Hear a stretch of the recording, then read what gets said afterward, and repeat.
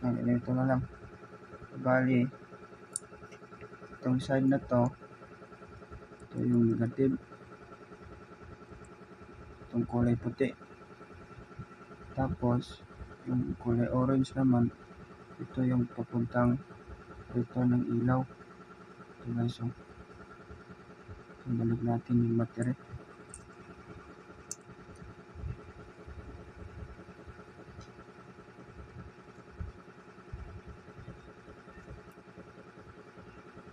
Sa gitna natin ito ilagay. So, yan, try natin ulit. Pag i-short natin to, iilaw. Yan guys, try natin dito sa mga metal kung may continuity ba or dadaloy ba ang kurente.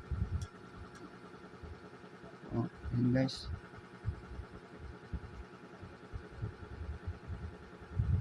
ito sa plier.